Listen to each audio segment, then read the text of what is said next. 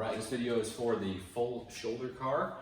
And if you haven't watched the shoulder capsule car or done shoulder capsule cars first, please do so, because it's really important to learn the rotational component of the shoulder before applying it to the full shoulder car.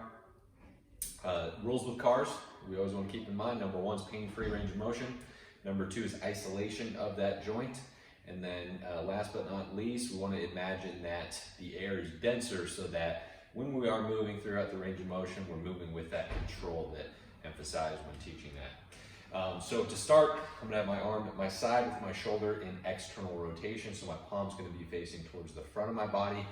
I'm going to tense up the rest of my body to ensure that the only thing I'm moving throughout the exercise is this right shoulder joint.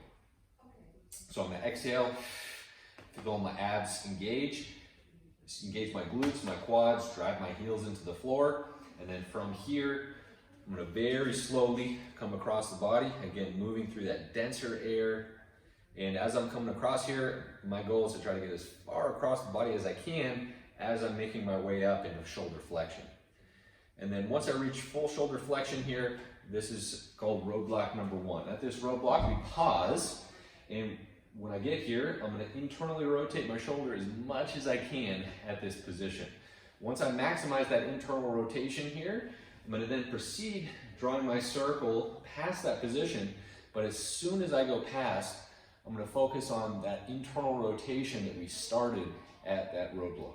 Drawing as big of a circle as I can, making my way down to my side. So at this position, I should be fully internally rotated unless there's pain.